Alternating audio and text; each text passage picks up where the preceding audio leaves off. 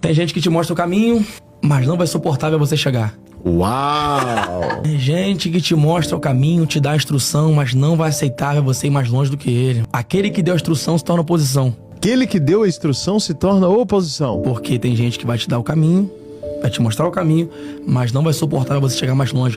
Na cabeça de quem tá instruindo, cara, o caminho é por aqui, ó. Vai por aqui que dá certo. Em vez dele olhar e falar assim, esse aqui vai continuar o meu legado. Não, esse aqui vai tapar o meu chamado. Então eu abafo, eu mato. Não quero, não aceito. Por quê? Porque nem todo mundo que te mostra o caminho tá preparado pra você chegando. Que isso? Ele te vê como aliado que vai manter o chamado, ele se torna oposição pra poder abafar o teu propósito. Vai tentar impedir, né? Te mostrar o caminho? Faz com amor. E se levantarem, continua fazendo. Tenha sempre no teu coração um sentimento de gratidão a quem te mostrou o trajeto que você está trilhando. Mesmo que ele se levante como oposição, dentro de você tem a semente boa que ele lançou lá. Frutifique e faça isso valer a pena. Nossa.